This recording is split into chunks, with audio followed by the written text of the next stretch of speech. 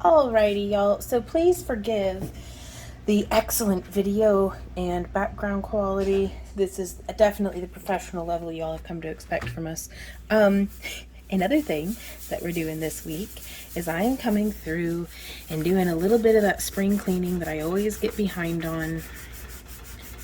And I am scouring with just baking soda to remove this cooked on crud because I'm an absolute barbarian apparently. And it's working okay. I did a bit of a soak with some hot water, just kind of dribbled on. You can see the stove here's dipped in a bit. Hey baby, I did click record, right? Okay. What's up? I can talk to myself about scrubbing a stove. He comes in here looking at me like I'm crazy. Normally I warn him if I'm going to be recording a video, but it is just busy. We've been doing laundry, washing all the stored bedding and couch covers and stuff, and it's coming through. Scrub. Now we use baking soda for just a ton of stuff. I'm going to rinse my sponge real quick. I got a big sink of hot soapy water, and this is an old sponge because this is gonna just demolish it. And I just pull a little bit of clean baking soda from my pile off here on the side. I use baking soda for a lot of stuff around the house. I prefer to buy the from the kitchen section, that baking soda for cooking because it's finer grained. Whereas this stuff is the pure baking soda for swimming pools. We get it from the pool section. And while I have used it successfully for cooking, it's just kind of an unmanageable big container. And the cooking baking soda is just a little fine-grained for household stuff. I like the bigger grit for exfoliating in the shower, both me and the shower, as well as doing kitchen tasks like this. But if y'all have any advice for stuff that's slightly less miserable, then like how do y'all clean your stoves? This is an enameled surface and it's got some wear and tear and like chips in it. I've been using it for 9 years and it was well used when I got it. So just scrubbing away. But yeah, if y'all have any tips on how to clean this crap, because it's my enthusiasm for this is dwindling at an alarming rate. But I was gonna shoot some videos today about like homesteading stuff, and I was like, my stove is downright embarrassing. Well, I think I'm just gonna have to I'm gonna normalize dirty stoves, I suppose.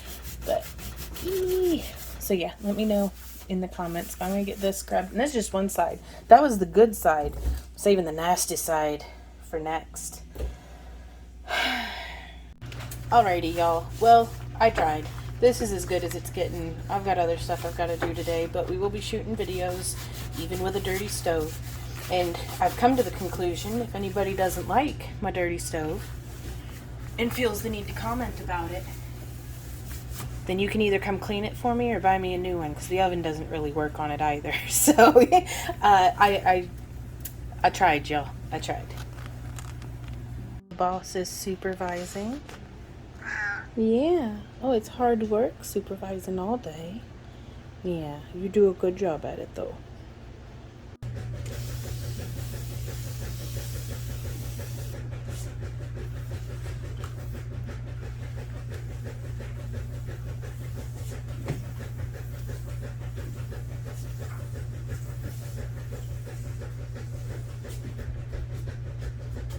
The first thing on the to-do list today, off to the right of me on the stove, I have my chili. Oh, I turned it off. I have my chili heating up. And I am going to go through, and this is one of the, I believe, 8-inch wide vacuum seal bag rolls. And we are going to put half of this tuna noodle goo, tuna casserole. Growing up, we always just called it tuna noodle goo. I'm getting it prepped for putting into a beep boop. into the freezer, because it's just Randy and I, and we get tired after having straight noodle goo for like, you know, we've eaten on this twice. So that it's already had 4 servings taken out of it. So I'm just going to kind of remove 2 more servings and then put the rest of it into a bag for us to, and I think I'm going to give myself, I always give myself a little bit more than what I need on the bags, because then I can wash them out and reuse them by just trimming off the excess seal. And normally I'm doing that for like our dehydrated food, because if there wasn't any moisture in it already, then, you know, I could just put, if it's a bag for dehydrated carrots, I'll just, you know, let's pretend like this end's already sealed. I can just cut it off real close to our seal line, and then it'll take about that much more space, so I can still fill this bag again. So good way to get the most out of the money. I've put away the bin because I don't want to get food all over it. And we're gonna open this up, and I'm just folding that down because I don't want to get any food on that line. And I'm just gonna, maybe a little more. Okay, I haven't actually tried freezing this recipe yet, but our fridge doesn't cool evenly, and it was kind of frozen already last night when I reheated it. That's good. So I think it'll reheat pretty well, and if not, I mean, it's not like we're not gonna let it go to waste. But I'll just be reheating this whenever it's time we feel like eating tuna noodle goo again, or it's a busy day and I don't have time to throw something together. We can just take this out of the freezer, defrost it in a sink of water, and pop it into a 9-inch square baking dish in the oven at 350 for, I'll check it at about 30 minutes, and kind of just let it get all bubbly and good, and go from there. So the rest of that, Randy and I will have for lunch today. That's going to be 2 really big helpings, but that's okay. I'll bring this up. I'll have links down in the video description to where I get my bags and my vacuum sealer. Okay, so I'm just going to bring this up, and I want it overlapped so that this edge, this open edge, is there in this area that the vacuum seal will be happening. I want those 2 clicks. I'm going to click it onto gentle mode, and it's going to be moist food. And then let's back seal. Ooh! You can see it just pulled a bit of the air out. There wasn't a whole lot of air anyhow. Wait until the seal light, boop, turned off. And now we get to check. My friend who got me into vacuum sealing, her machine has a tendency to do like just a little, there'll be like a little bubble. And so she'd always check and make sure that it's sealed across, but her vacuum sealer has about at least half a decade worth of work, longer than what mine has. And I'm just flipped it over onto the smooth side. Oh, and I'm gonna go get the my Sharpie. Okay, so on the smooth side,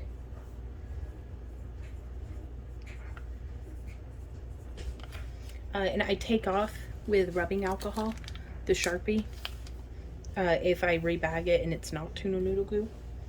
So it is the 16th, but I made it on the 15th.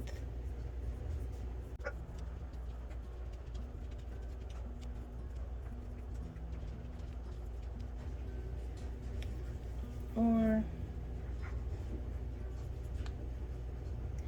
And I write, even though I know in my heart, I know this recipe and I know how to reheat it. If, let's say, one of my close friends gets sick and I give her some of the meals out of my freezer, or if I'm sick and Randy's the one cooking for me, like anytime that if there's pertinent information that might be useful to someone else who may end up with this food in their hands, that's why I put all that info on there.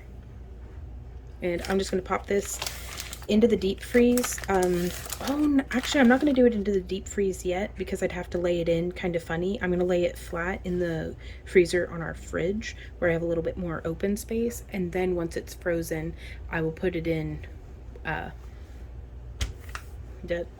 double dead slap. I'll put it into the deep freeze for long-term storage. So I'm going to go ahead and just make lunch. It's 4 something in the afternoon. And, oh, mailman must be here. It is so hard supervising. Oh, you got your chair all dirty, little girl. You got your chair all dirty. What you gonna do? What you gonna do? Oh, that dirty chair.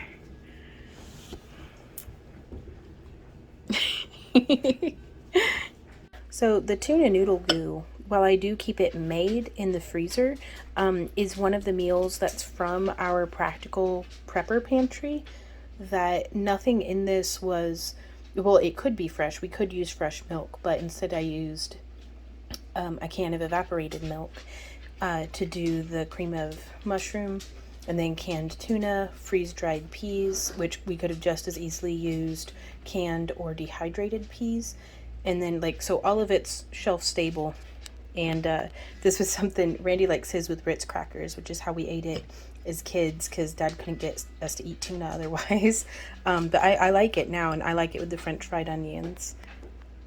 Okay, so you're going to hear the laundry going, and there's a lot going on over here. I've got the dirty dishes from lunch and some jars that are extra grimy, so need scrubbed more than these ones. These guys had been freshly washed. I just wanted to get them nice and hot up to temperature because you don't want to be putting hot food into a cold jar. And so we're just doing that. And I've got a couple, I'm going to be canning 3 different things today. I'm going to be canning the chili in these shape cans. I'm going to be canning butter in these shape. And I'm going to be canning ground beef in this shape. Now I only really need 3 of these, but I figure I'd rather have way more cans than what is necessary. So nice and hot, and I need to be quick about this. So I'm going to move the camera back, and like the water comes out of our tap at about 115 degrees, so these are quite warm. So I could not put my hands in it if I didn't have my gloves on. Speaking of which, oh, okay, gonna get the camera moved.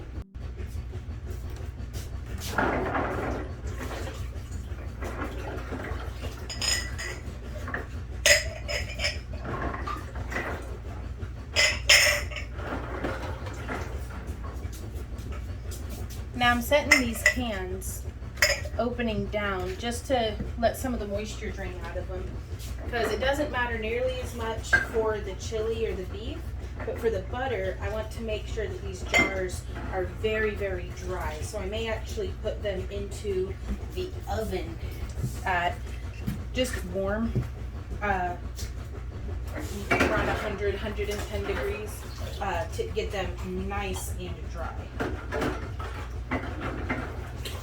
Because I don't need any water in with the butter.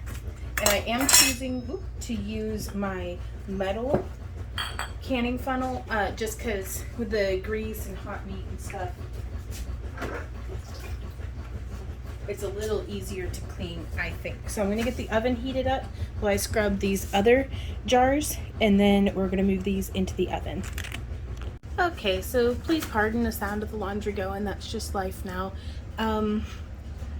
I've got my pressure canner over here, and if you're intimidated by pressure canning, the most dangerous thing about it is getting it off of the high shelf. Like, just check your gasket, keep an eye on the pressure, make sure that you don't lose your gauge. There's way more information than what I have off the top of my head online. So do your research, but it's definitely worth the investment. So I've got that heating up. I am going to get the rest of my, where's my jar lifters? There. I've got my jar lifters and, ooh, those are hot. I'm gonna just flip over a few more than what I need. I have more of these jars down in the basement,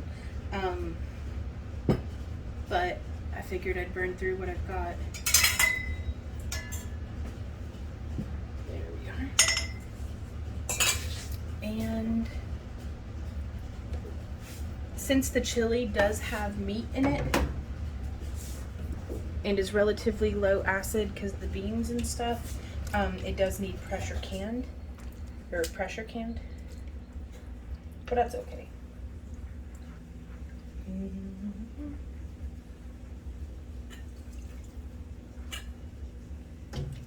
And I'm just gonna ladle 2 full ladlefuls, scraping the bottom of the pot.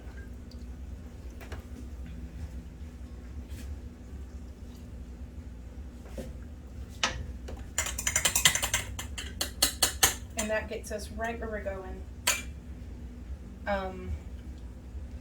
Usually at the end of the pot, it's a little bit soupier than whenever I first start ladling, but that's great because sometimes you want a nice soupy chili for just eating with some cornbread, and sometimes you want a real thick chili for putting on like hot dogs or something. So,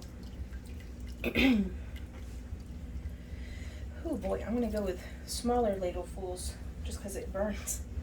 It gets through the, I'm always making messes. I've got towels down and stuff. I don't know why I cleaned the stove before I'm doing this because I'm just going to make a mess. That's all right. So I'm going to put this into some time lapse and just continue on with getting the jars filled.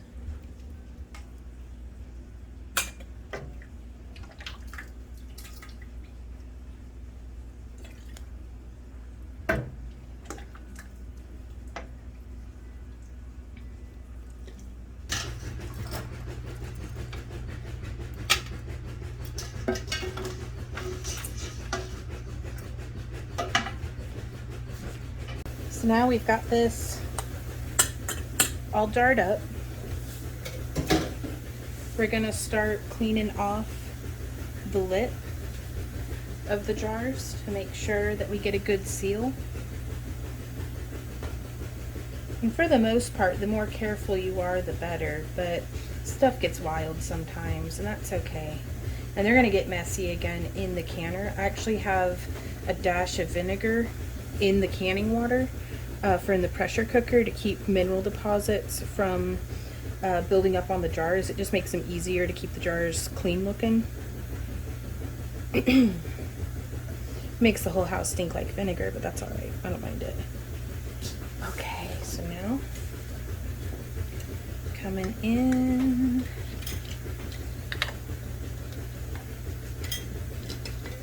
Ooh. I just hit my head on the tripod, sorry y'all. And so now from there, oh, I didn't get enough lids ready.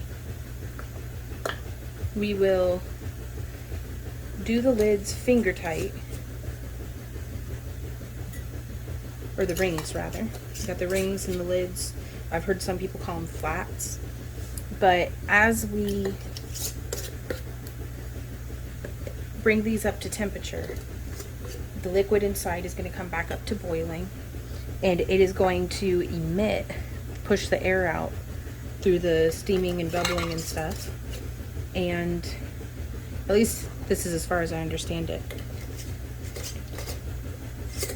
And then as it cools, it's going to make that vacuum seal so that the lid doesn't do that. I'm going to go grab some more lids and rings. So now we have the water. I'm going to put in a little bit more vinegar. Oh, that's way too much. That's fine.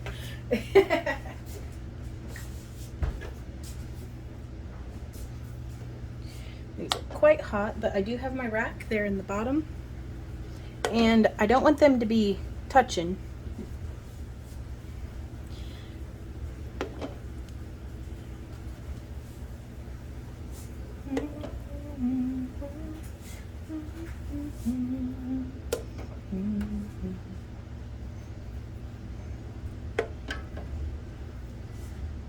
Ooh, excellent. Just enough for the first layer. Sorry, I don't mean to be blocking the camera with my head. I'm sure I am. And now the second layer. Well, this made a lot more than what I thought it would, y'all. I don't think I actually have room for the butter. Now I don't want to I don't want to tighten the lids too much because I don't want the cans themselves to become pressurized and explode. Yeah, this will do us, which is just fine. I needed to get the chili pot cleared out because I'm doing the carrots in it, so we just won't worry about the, so I'm lining up. You can kind of see that lines up there, and then you twist, that locks it. Now we're going to bring it up nice and slow. I'm bringing it to like a medium-high heat. We want to bring this up to a boil. We're going to start hissing out of here. As soon as that starts hissing, 10-minute timer. After 10 minutes, we put pressure on it, and I want to be at about 11 pounds pressure. If you check your altitude, like if you're up high, you should probably used to it by now, but you'll need to do, I think, 15 pounds as opposed to 10 or 11. I usually get up to like 13 and then put it onto low, and then it stays roundabout in that area. So let me know how y'all do your canning, if you pressure can, down in the comments, because I could be doing something disastrously wrong. I know I've lived this long doing it, and I've been canning, gosh, for over a decade. But, you know, no wait yet. Okay, I'm gonna let it get up to hissing. So while the pressure canner gets up to temperature, I am in here in the craft room enjoying a beautiful day, and we have 10 pounds of carrots to process. This was 10 pounds of carrots, and this is just what I'm storing it in until we bag them all up, which I'll be doing hopefully today as well, though the sun will have set surely. I'm starting by peeling all the carrots. Peels are going into a bucket for the chickens and rabbits. The carrots are going in here, then they'll get rinsed, and then we will be using the mandolin to slice them. I use the second thickness, which is about 1/8 of an inch, and that works out pretty well. They dehydrate and rehydrate really nicely. But we're going to peel them, slice them, blanch them, lay them out, and dehydrate them. Then vacuum seal them up. So let's get going. Under pressure, pressing down on me, pressing down on you. No man has fallen.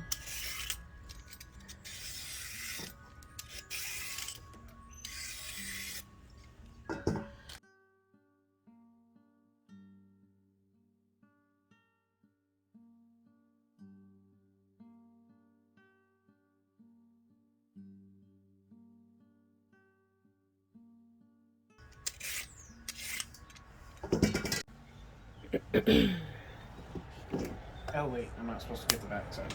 That's what you're holding on to. Yep.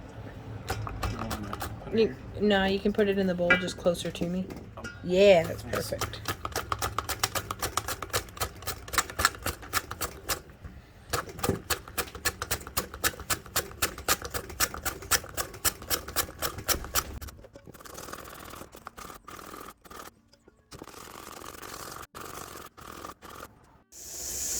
So it is really hissing now. So I'm going to go ahead and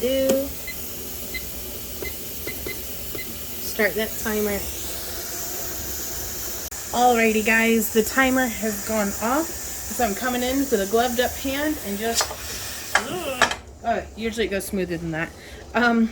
And we are going to let this build up in pressure.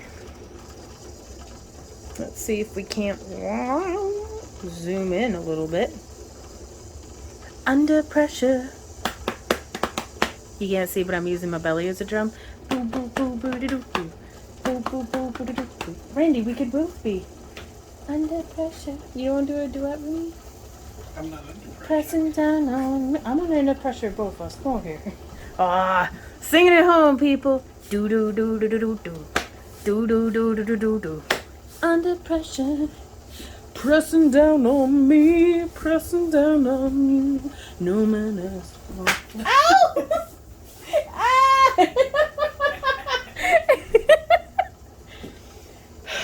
It's a big waiting game on a lot of this stuff. So here in the kitchen, well, you can see it's taken up pretty quick. That's why I'm doing this in real time for you guys, is to give you a very real...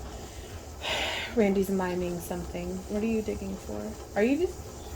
Put your shirt down. I'm trying to figure out where I bled on myself. Oh yeah, he got himself with the mandolin. He's okay though. But to give you guys a very real idea of how quickly or slowly, it's all relative, it comes up to pressure. Off screen, off here to the left, I do have, I'm gonna put a lid on it, some water, about half of my second biggest pot. I don't know how many quarts it is. It's half of my this pot, however many quarts that one is. Half full of water, no salt or anything, just getting it ready to put all the carrots in. Yes, you can see it's coming. Don't walk away from this either, because you think, oh, it'll just be, I'll set a timer for like 4 minutes, and you come back and it's at like 15 pounds of pressure. So just stand here and watch it forever. If you're looking, it ain't cooking. Yeah, if you're looking, it ain't cooking. Alrighty, y'all, we are up to pressure. And I've got it turned to like medium low, maybe a little bit closer to the low end. I am on a gas stove. And then I'm just going to come in here and 30 minutes. Because I am using pint jars. If I were using quart jars, I'd be at 45 minutes. Just pay attention to whatever recipe that you've looked up. The USDA has a ton of great resources for stuff like that. Okay, so our carrot water is up to speed. And I'm going to go ahead and blanch, like, I don't know, half of it, all of it? I don't know what I'm doing now. Because the last two loads of carrots we had done. Woo, hot water. Oh, there goes my carrots. It's okay, they rinse off good. Well, I guess we're doing all of it.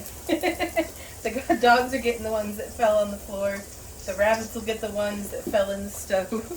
There's got to be a cleaner way of doing that. Maybe a narrower mouth bowl, but here we are.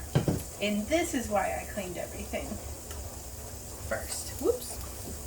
Well, but I'm going to blanch these since it's so many. I'm going to do it for about 5 minutes. 4 or 5 minutes. And then we will drain them and rinse them with cold water out of the sink. I don't have an ice maker, so I can't like blend or cool them in ice, but well, that went smoothly. Okay, here you go. Hum num num. Where's your bubba at? Sam, come and get some carrots before your brother eats them all. You want another one, Z? There we go. Who's a good boy? Oh, hey, Sam. Oh, he just spit it out and his brother got it. Sam, you're a good dog. You're the messiest eater. And the last one, who's gonna get it? Well, Sam got it. Nope, Z got it. Good job.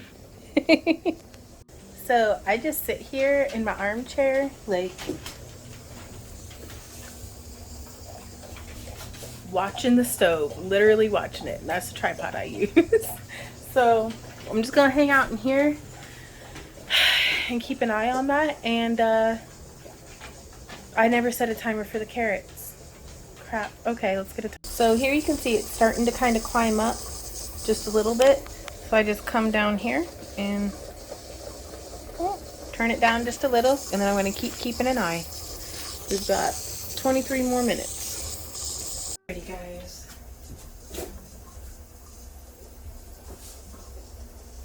We are still at pressure.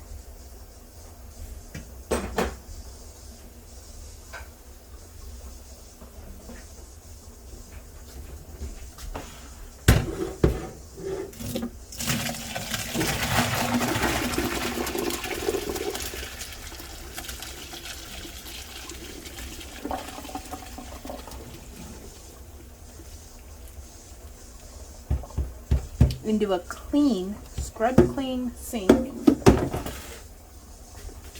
Putting these guys, draining them out. I don't know if I'm in frame.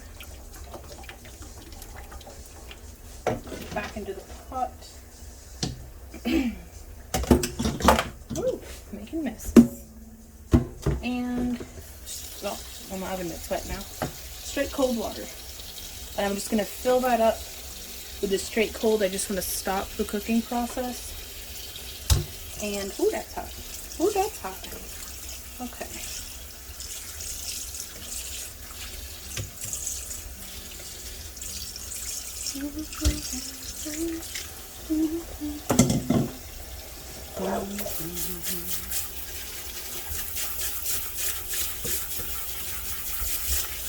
So yeah, I'm basically going to just fill this whole pot up with cold water.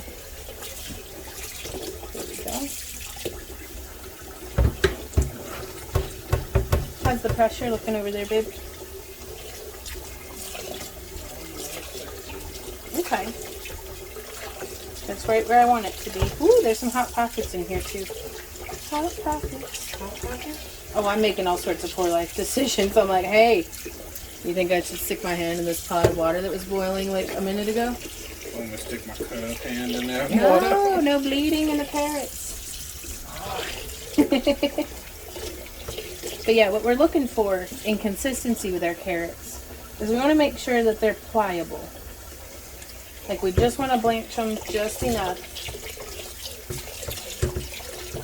that they're a little soft. No mushiness, nothing like that. I would actually almost rather personally err on the side of undercooking them than overcooking them. So that's just me. Just because otherwise you may as well just, I don't know, puree it into baby food or something. Like I don't know what to do with. If I overcooked them, I'd probably treat them as though I were making a fruit leather. Okay, so now get all those carrots off my hands. Get that lifted up.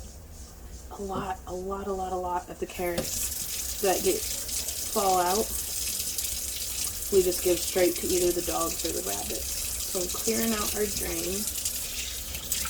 So yeah, nothing goes to waste. Actually, the chickens would probably love these ones. Just set those off to the side.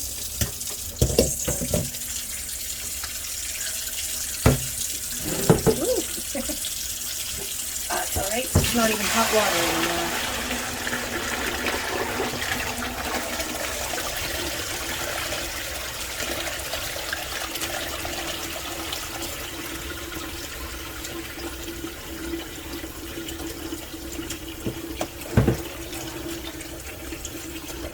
So now I can only fit about 5 pounds of carrots into my dehydrator at a time. So now that they're not super hot, I am going to pull out my plastic colander and strain the other half.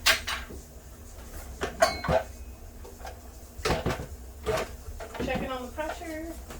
Oh, it's a little high. I'm turning it all the way down to low, low, low now.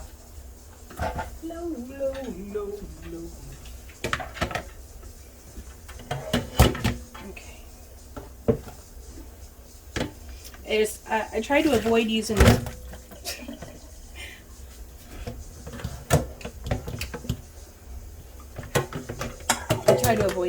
plastic colander. Oh, the rabbits are gonna be fat on carrots today. Oh, good grief.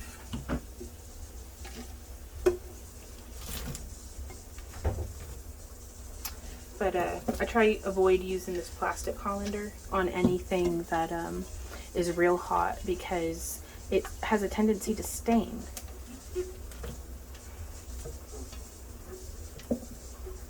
And I also don't want to melt it.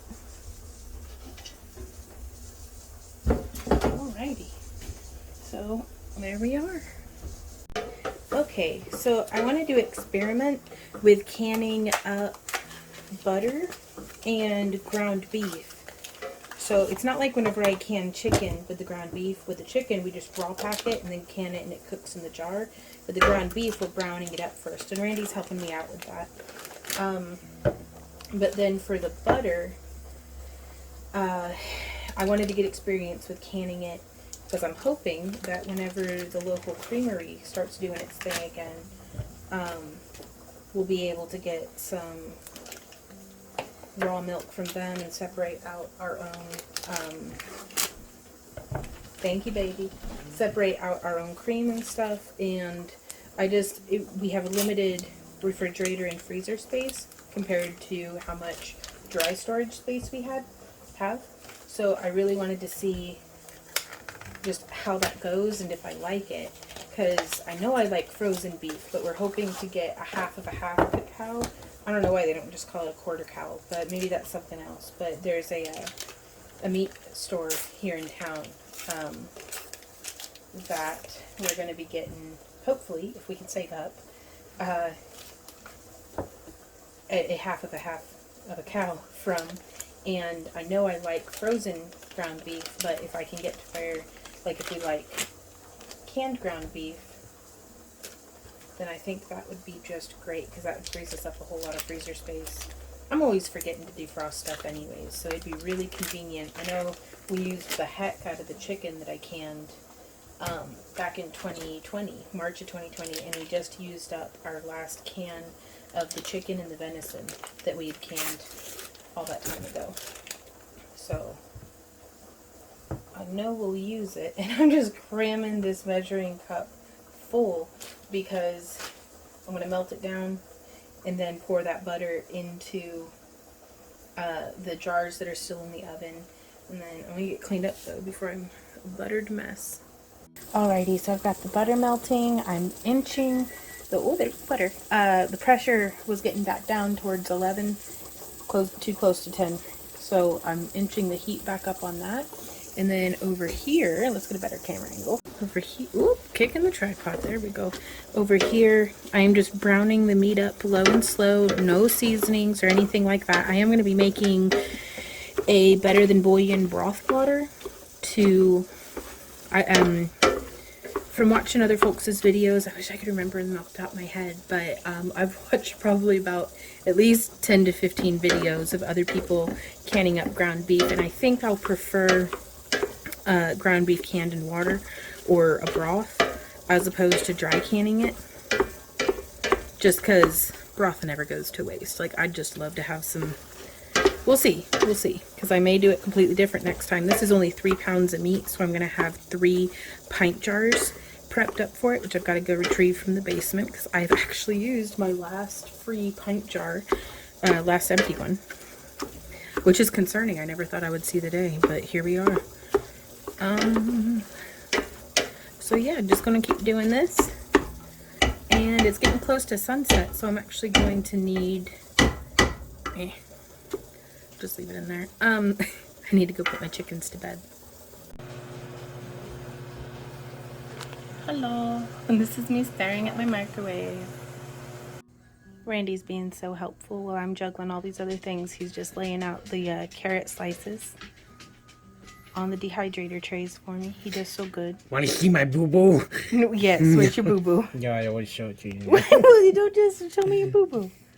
Is it on this hand? Yes. Well, YouTube might flag us for gore. Profanity. Why are you always chopping your fingers off? It's a table saw. So we've got 21 seconds. We're still at good pressure. As soon as that timer goes off, I'm going to be turning the heat off, and then we just let this sit and cool naturally, which is nice because it'll actually give us a little bit of a break.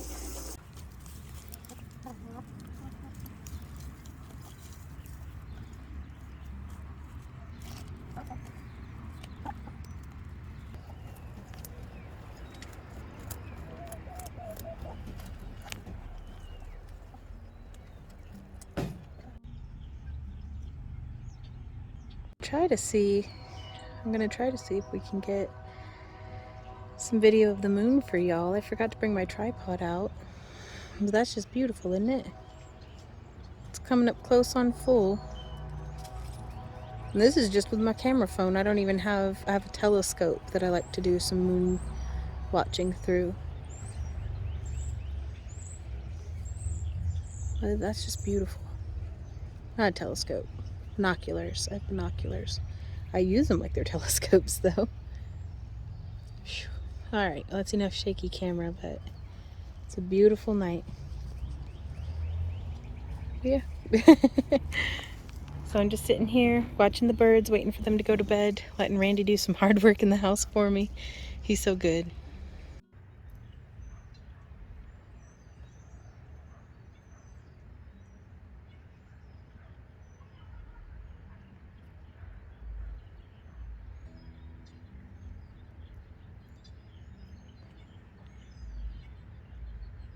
I'm just watching my birds. I put the chickens to bed, and I have a pocket just chock full of eggs. Alrighty, y'all. I have no idea how long it's been.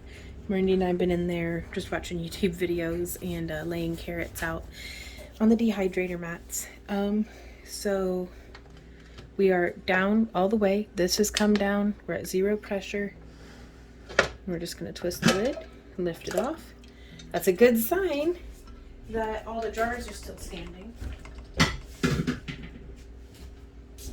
going to take my jar lifter and I'm going to grab. You can see there's still boiling there inside. Maybe you can see. I don't know.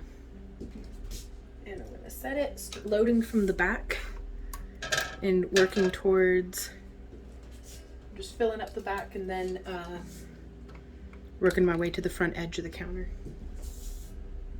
Again, we don't want to be clunking them into each other. Go nice and slow. Make sure you've got a good grip. These are getting pretty old, but I may just plasti dip them, and if we do that, I'll do a video on it. Ooh, the ring was real loose on that one. Now sometimes if you have older jars, or maybe you got some used at Goodwill, they might have had little nicks or defects with, honestly I get it more with brand new jars for manufacturer defects, having jars kind of explode on me. Then I do older jars. Usually if they make it through the first pressure canning batch, then short of me dropping them or breaking them, they hold up pretty well. And I'm just unloading this, and I'm bringing the jars in the oven for the butter back up to temperature.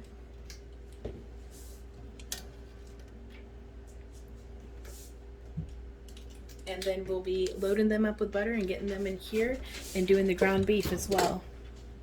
But yeah, you may be able to see, I don't know if the lighting's very good. It keeps auto-correcting because of the glare off the jars themselves.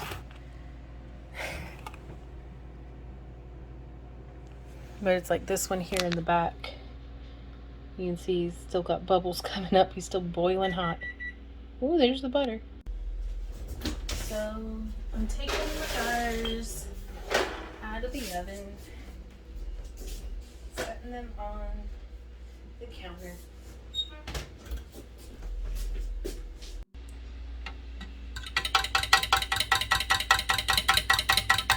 Now, I could have clarified this down to ghee, but I'd seen quite a few videos of folks doing it just with the milk solids still in the butter fat.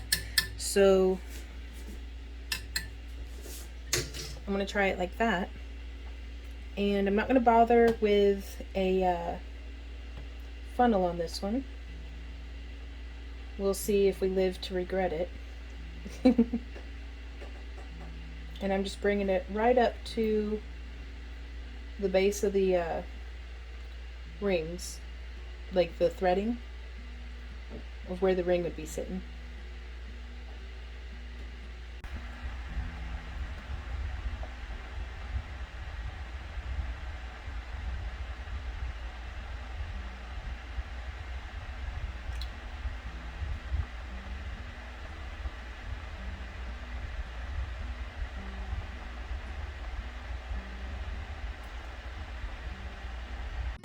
If you hear something going in the background, that's me getting some water boiled up to temperature for the ground beef.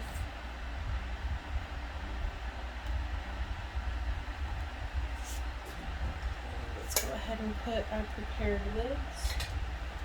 And I'll need to grab a few more rings. To get these taken care of. Now, I like to, if I'm ever out looking for or shopping for jars, I only keep wide mouth in my collection. Ooh, that's hot, but that's okay.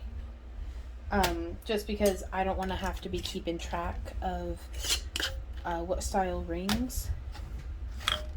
Okay, so these are going to go into the pressure canner on top of the beef, because since these are quite shallow, I don't want the water to be coming up over that height on them. So I have nice hot jars of my nice hot meat that Randy did a fine job grinding up for me, or browning up. Now I'm not entirely certain of how tightly I should be packing this. I'm mostly looking at this from the perspective of I know I cooked 3 pounds of ground beef, so I'd like to fill 3 jars. So I want to see if I can do that, just because my intention here is to use one of these pint jars in place of a pound of ground beef.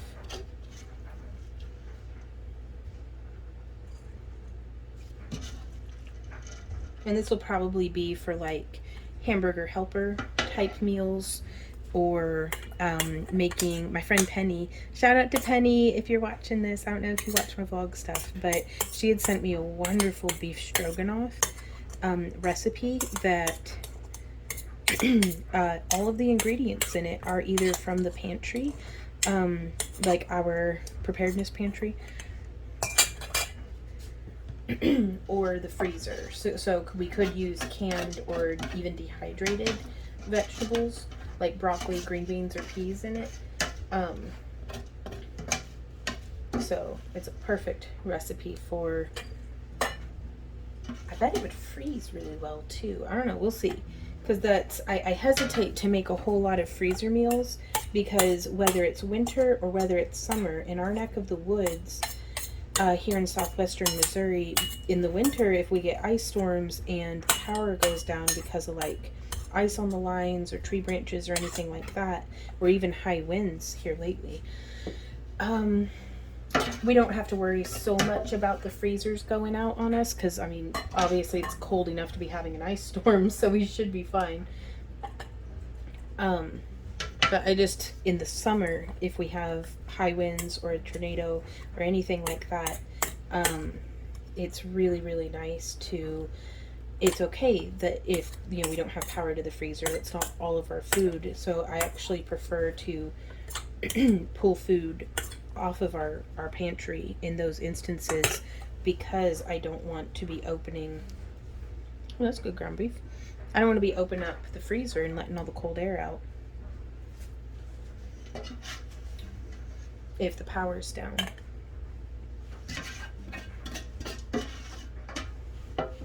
So this is really this is really packing them in there. Like, I doubt we'll have very much room for water at all, really. I do hope I'm doing it right. We'll see. Oops. Okay. I'm just using this big old soup spoon to get into the corner of the pot.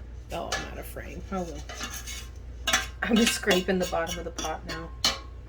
Waste not, want not.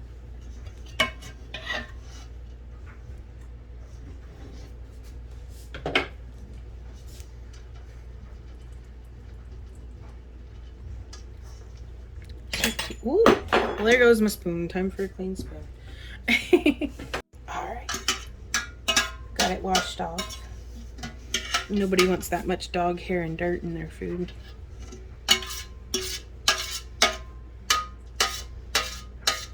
Okay.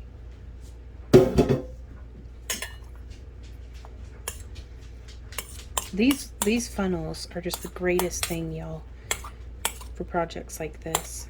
So it's really saving me a whole lot of trouble and mess that I feel like I'd be making if I didn't have it. Okay, I already did the butter. Okay, so now I'm gonna do, let's find it. Now I'm gonna do a teaspoon of this stuff. I know it said better than bouillon, but I don't have it in beef flavored, so here we are. I got a little thing for this, don't I? Randy got me such a nice set of little measuring spoons, and it came with this little scraper part. Womp. So I'm just doing one packing it in like brown sugar teaspoon, just right here on the top.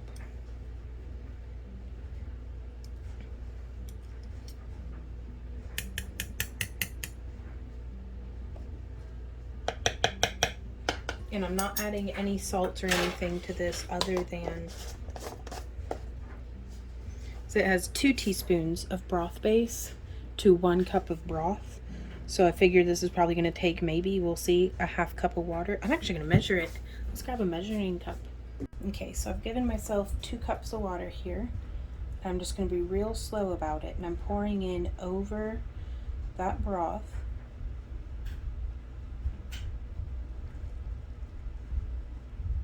And just letting it percolate down through our beef. Because what I'm thinking is if we're doing hamburger helper or something like that, the reserve liquid from this we could use just as like the water, like to help flavor the noodles in it too. Okay, so let's see. I want to leave a little bit of headspace. I don't want these to be too overpacked. Okay, so that used, let's sit this back down, a ½ cup of water. Excellent.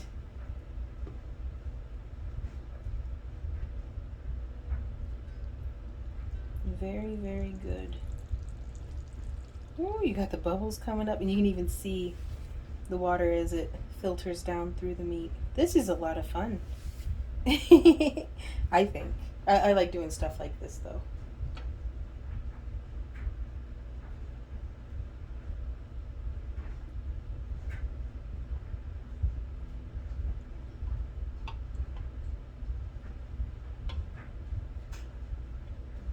Going nice and slow. There we are. And now I'm gonna grab, well, I shouldn't have tossed that thing into the sink so quick. I'm just gonna use a butter knife. I wanna help get some of the bubbles out. So I'm kind of just packing this down and in. We can put a little bit more water in it, I think.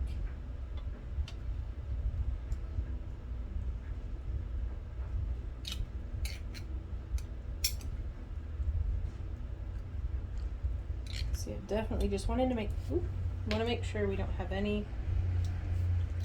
Ooh, that tastes real good with that broth base and seasoning on it. I just want to make sure we don't have any air bubbles trapped in here. And off the top of my head, I can't remember why every book I've ever read about canning is like, you don't want air bubbles. I just know that they say that you don't want them. I don't know why you don't want them. I'm sure there's a good reason, but as with all things, be sure to do your own research. It's good to know why you're doing stuff. Okay, babe. Did you finish the dehydrator? Yes. Oh, Randy, you did so good. So he's just poking me on the butt, pointing at the dehydrator. I'm like, well, you gotta use your words, honey. Well, shoot. I mean, that's excellent. But I was going to try to get some footage of us loading. We're going to have to unload one of them and act like we're loading it for the first time. Are you serious? No, I mean, we just won't have the footage of it.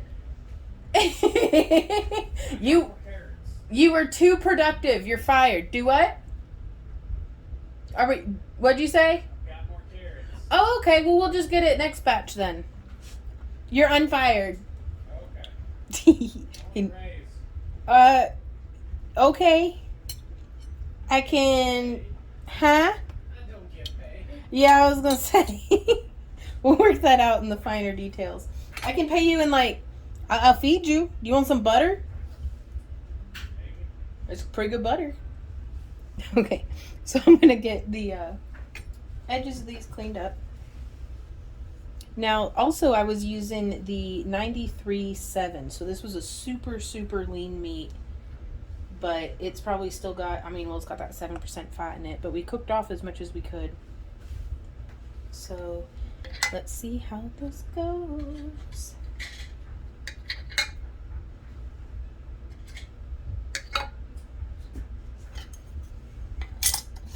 No, I don't mind a bit. My lids get kind of rusty just sitting in storage. I've never noticed it affect anything quality wise. But yeah, I only really hold on to like a small shoebox of lids, like rings. Just because we take them off after we're done. So let's get this loaded up into the pressure cooker. Okie dokie. So we're coming in with our jars.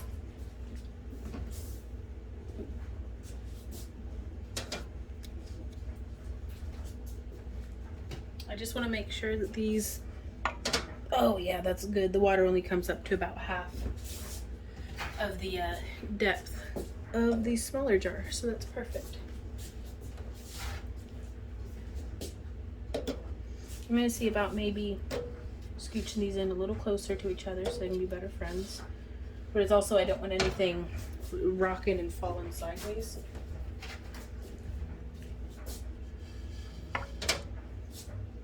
That'll be perfect, I do think. And then we put the lid on it and we're going to bring it back up to temperature. Same as before.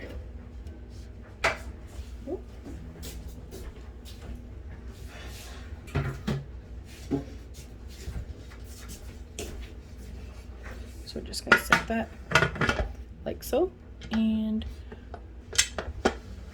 boom. And then I'm going to start it at about medium heat, and then we'll work our way up till it's whistling, and same exact sequence as before. So I will see y'all when we're unloading. So this is a nice full dehydrator. Randy did such a good job getting them all loaded in.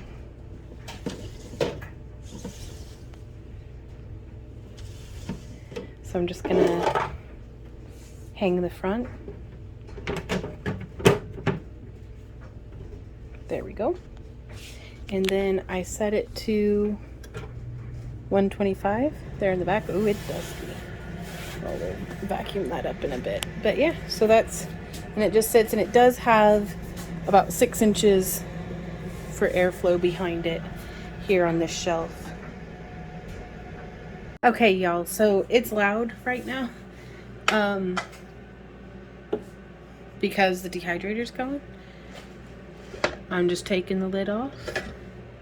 Ooh, okay. Setting this off to the side. We're gonna take our, now I'm not gonna lie to you, my plan for dinner was to eat whatever chili didn't seal. It seems as though all of our chili has sealed, so I don't know what we're gonna do for dinner. Oh, okay, so there's one thing of butter. Uh-oh.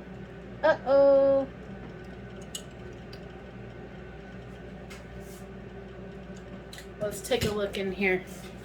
So it looks like what I feared happened, and it looks like we lost 2 jars of butter. I'm thinking it may actually end up being a better idea for us to use the ones that I did the ground beef in. Oh, this is going to be a pain to so buttery.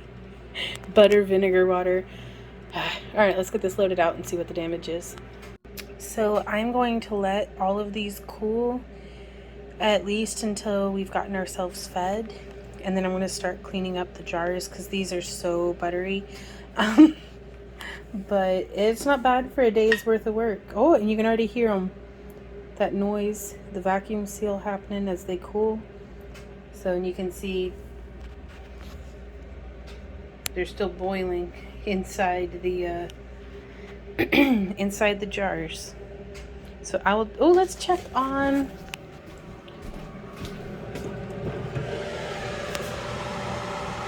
doing pretty good. I'm gonna leave these dehydrating. You can see some of them are already crinkling up.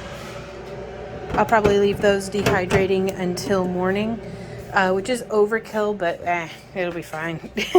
Okie dokie, y'all. It is the following morning. I am rested and refreshed. We ran this all night, and these are some dry carrots. So let's get them loaded off into a bowl, because the goal for today is we're going to get these taken care of, get it reloaded with the rest of the sliced carrots, get them on dehydrating.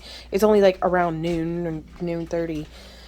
So we should be able to get this done before dark, and then also finishing up what we did yesterday. Oh, it's a thirsty dog. So Randy's helping me out. Thank you, love. I am not. He's bringing me the trays, and I just want to make sure that we don't lose any of the little guys. Oh, you're going faster than I can keep up with, honey. You are, though, because some of them get stuck.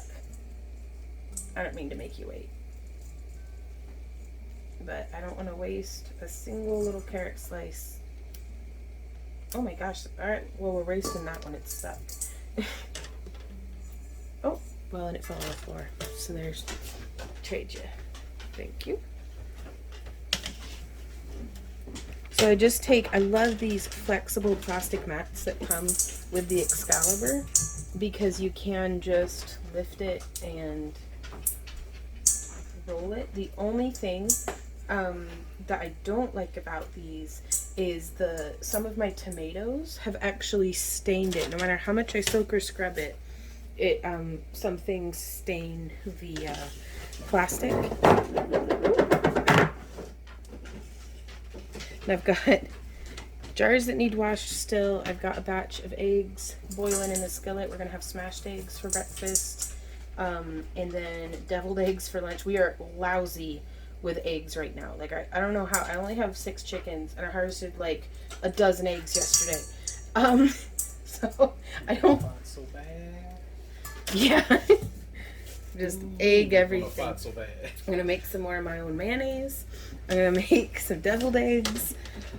I don't know. I gotta figure something out. All I know is mayonnaise, a lot of eggs in here. Yes, like the fridge is about half full. I guess I could glass them to try to preserve them. Though we just, I don't know, we always have too many eggs. And none of our friends like eggs. Not that there's anything against our eggs. Not anymore. Not anymore. They're like, I'm kind of tired of eggs. I want to stop giving me eggs. We even took some to one of the restaurants that we really like. Now, this was like last year or the year before. And they're like, no, we can't use these for cooking, because like some of them are very small, some of them are very large. But we just gave it to the restaurant, and they sent everybody, like all of the waitresses and cooks got waiters, waitresses, and cooks got eggs, like a dozen eggs each.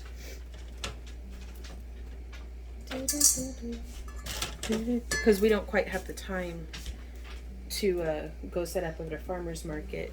Because it's like we have too much for just us, but not enough to like make a business out of. And last thing we need to do right now is start a 4th business. So, and I'm here like, well, maybe. He's shaking his head no.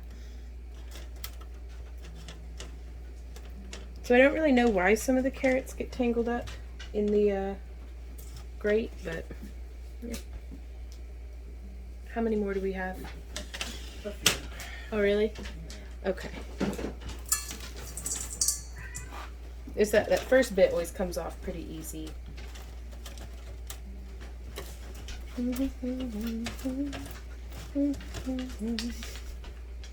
What up, babe?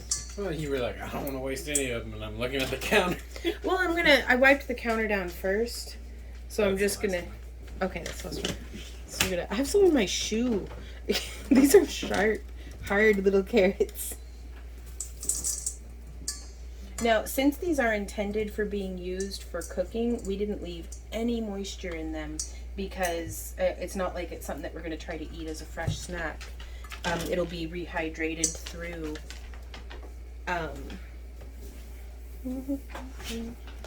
it'll be rehydrated through cooking. So soups, stews. I really like adding carrots to my pasta sauces to thicken them up. And they add a nice little bit of sweetness. But that right there, that's not bad. We need better lighting in here. Carrots. Okay, so now I'm going to try to drag this towel full of canned food closer to the sink. Choo-choo. Because I'm going to wash the cans. So the jars that the butter exploded in are very buttery. So I have some super hot soapy water, and I'm not going to be submerging the jars, but I'm just picking them up. I'm actually going to use a soapier sponge as well, because any oils and fats, now this is one of the ones that did kind of explode, and I don't want to get the jar too hot because I don't want to mess with the vacuum seal, which is why I'm not submerging them in the soapy water. And I have cleaned the rings already, but I'm going to be rinsing them with cool water, and then quite possibly going over them with like a Clorox wipe or something, just to remove any excess oils and residues, because I don't want to be attracting vermin of any sort into our pantry stores. It takes a lot of soap to cut through this butter. But yeah, I'm going to be rinsing with the spray setting, like my spray nozzle. Okay. The eggs are ready. Crap. Okay, so I don't know exactly what I did wrong, but this is the butter the morning after. It should have solided back up, like, right? But it smells like vinegar beef water. And so I'm not going to waste it, but what I'm going to do with it is I have quite a bit of rice that some moths had gotten into, so it's all like kind of half ate up by bugs. And I use that rice, I cook it and give it to my chickens. So I'm going to use this butter in that rice to give to my chickens, because I don't want to waste anything. But I'm also not eating that, because, like, let me know, guys, have you canned butter? We might just stick to freezing it, honestly. So, but let me know. So this is how we load the trays. This is how we do it. And I don't want them overlapping or anything, but I'm also, they shrink so much that it's fine.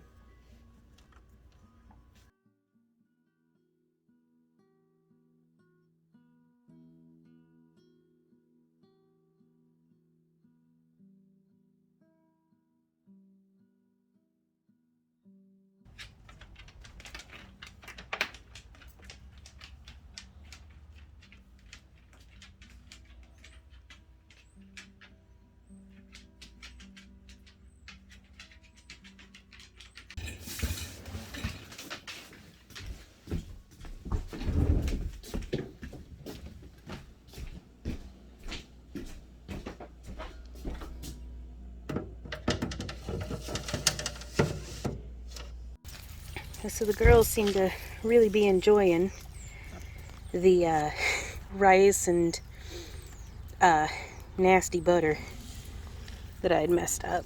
So waste not, want not.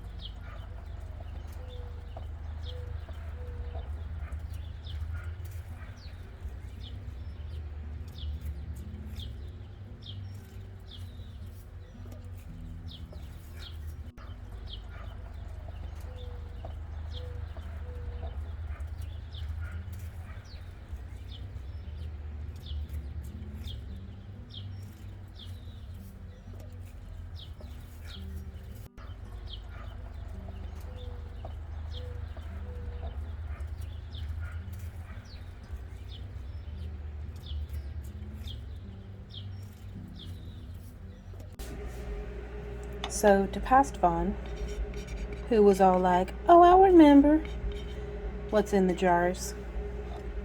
No, you won't. Just label the stinking jars. And what's more is it's not just for your sake. It's not 2016. It's 2022.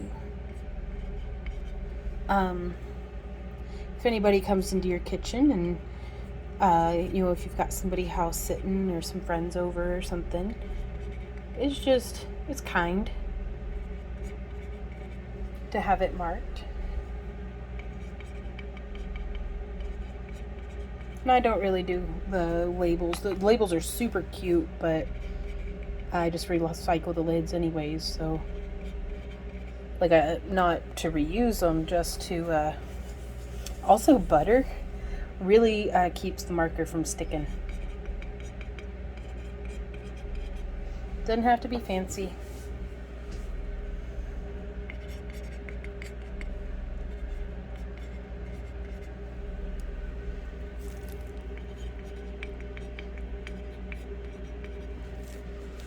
But we got ground beef. Now I am going to not mark the butter just because I want to be giving that to the chickens anyways. I am going to leave it sitting out just to see how it ages. But I feel like predominantly this was a very successful canning operation with only a couple 8 sticks of wasted butter, I suppose. But the chickens will turn that into eggs for me. And we're still working on getting these taken care of. We're fixing to go do a grocery run now. And I accidentally started writing a book today, so that's good.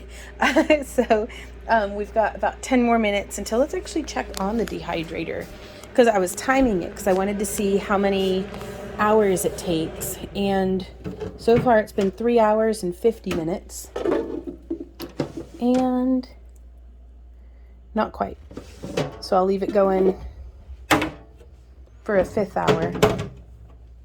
Again, that's at 125 degrees Fahrenheit.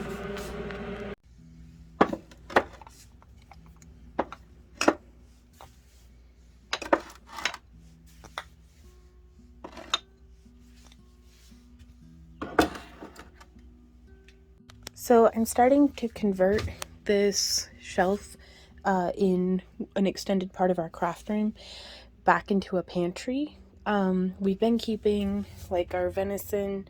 Now we have our ground beef and some chili right next to our router, right next to our laser, next to our creepy light. So it's a work in progress. This is why I don't really do jams anymore, is we still have all of this apple butter. It's still good, but we don't eat a whole lot of, I mean, we like them, don't get me wrong, but we just don't eat a whole lot of them. So we've been giving them as Christmas presents, and folks like that. But yeah, so just working on it, and I'm hoping against hope that we'll be able to refinish this room from it was our like painting closet for when we were airbrushing stuff or painting with like fume, like anything that puts off a fume. We would do it in here because we could put this curtain up and open that window with a fan in it and just kind of vent the room. But I think it'll serve us better as a pantry because I haven't used it nearly as much here lately. Okay, so it is the 3rd day of working on this vlog update and doing the carrots, but that's alright. I was just exhausted last night, so didn't quite feel up to bagging up all the carrots. I'm going to do one more. I think we'll be able to get 10 bags out of this, which makes sense because then we're using 1 cup, and I think 1 cup will equate to 1 pound of carrots, which we usually, I don't put a whole lot of potatoes in our soups and stews. I put a lot of carrots though, so that's just kind of what we've preferred so far. So we are going to bring this down, bring it closer, and I've cut the bags a little bit bigger than what we need because I'm hoping I'll be able to snip it past here, and that leaves us enough space that I'll be able to vacuum seal tomato powder in these bags, because it only takes about this much per, like, what we normally do for servings. So I'm just coming through, doing the seal end first. And I'm going to do that on this whole stack.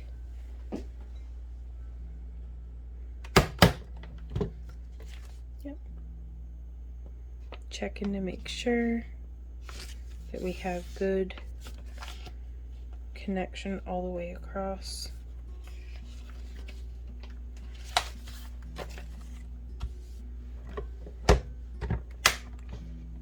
And we want to get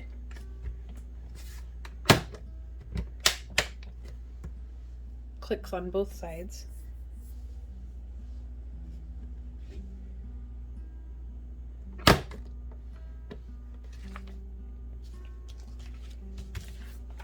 And also, I always cut my bags just a little bit bigger than what I think I'll need, just in case one of the seals on either end isn't connected well.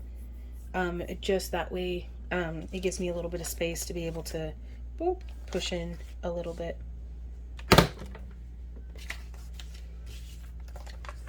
And oftentimes, Randy's upstairs doing some chores, but usually when I do this, he'll be helping me, and he'll kind of be doing this part, and I'll be filling them, and then he'll go, like, I'll fill it, and then he'll put them in and seal them, and then I'll write on them. Whereas more hands make for faster work. So, but I don't mind doing it by myself with y'all today.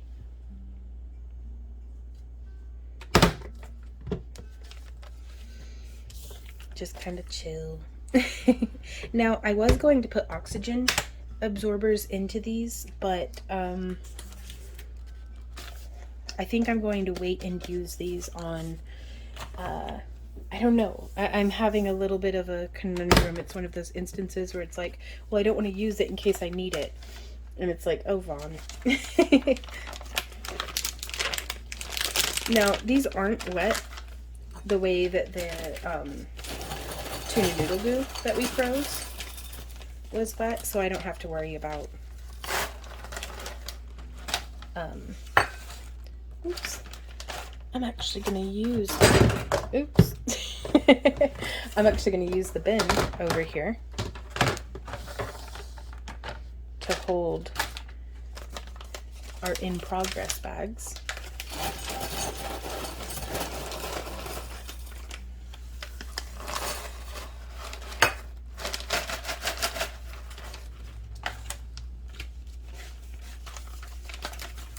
And I'm going to check in with you once we've got all of our carrots bagged up. Also, I could be doing this by weight, but I'm just going to scoop it. I'm not super worried about being meticulously consistent. So I am doing up my last bag. And I can just hear folks being like, oh my God, you're wasting so much plastic. We get at least 2 to sometimes 3 or even 4 uses out of these vacuum seal bags. And I'll be using this same bag to store our dehydrated celery in whenever I've got it in the fridge. And that's for the next task on the to-do list, is getting all of that processed. I've got just a little bit here, so I'm going to put a sprinkling into a couple of the bags. But I give these away. We take these, go camping. So putting them all into like a gallon jar, by the time I've worked through about half of that jar, moisture has accumulated and they've started to get kind of dingy. So this way it keeps all of our carrots and all of our hard work fresh and no waste. So as far as the food goes. So I am always looking for more sustainable and reusable options, just because these can be kind of expensive. I'd love to get the accessory so that I could put this into some smaller, like, half pint cans and then vacuum seal those cans, but this is what I'm working with. So I'm gonna try this one on gentle just to see.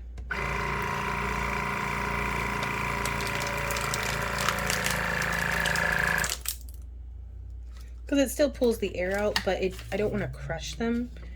I'd like to keep them like relatively intact. And then, yeah, I think doing them on gentle will be just fine. Getting those leveled out.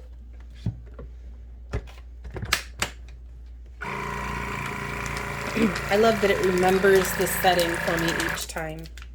Waiting for it to seal.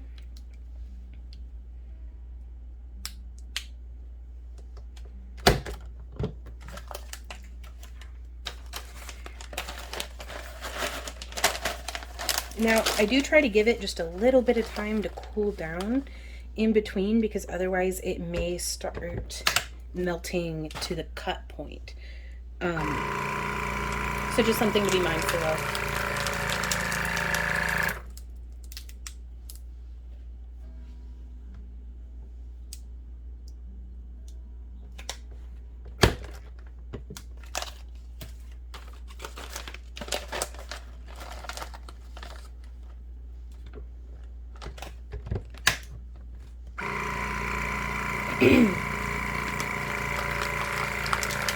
And I'm doing this in real time with you guys because you never know when something's going to go wrong.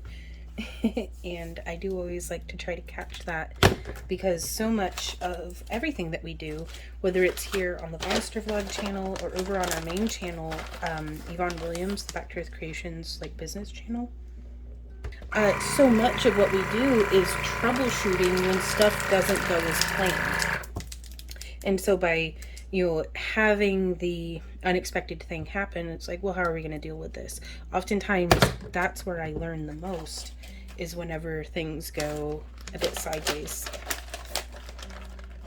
So I'm going to put this into fast forward though, but I am going to keep recording just in case we catch something.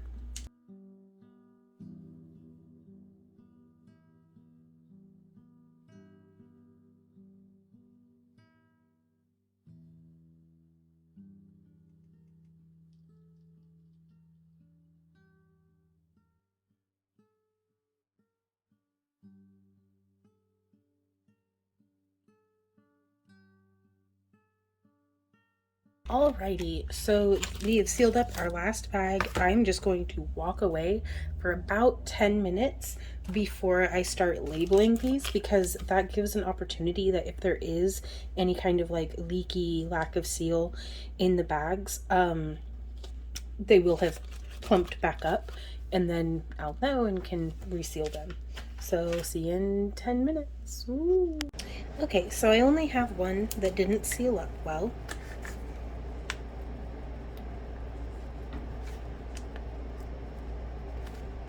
And you can see this is how they normally look, and this one just puffed back up. So what I'm going to do is inspect the seals, and this side looks really nice, whereas this side is kind of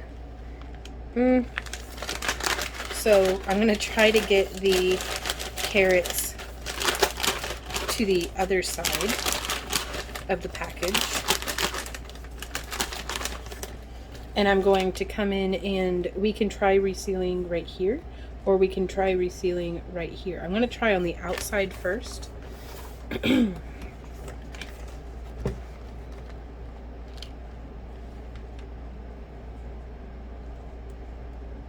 Though I don't know if that will, I think I'm actually going to have to remove it. That way it can actually get proper airflow, because if the suction is too hard, then it'll just skip straight to sealing. So again, we want to make sure that the inside of the bag, there is no particles or anything clinging that will be blocking the seal.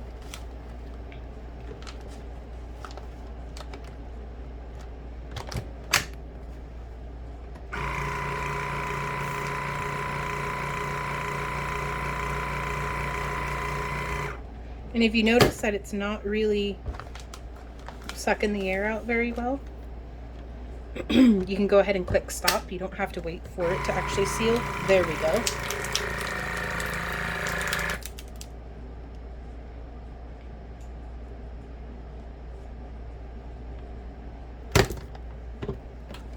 And now we have, ooch, that's hot, a much better closure, and I'm going to wait to see on that one as well.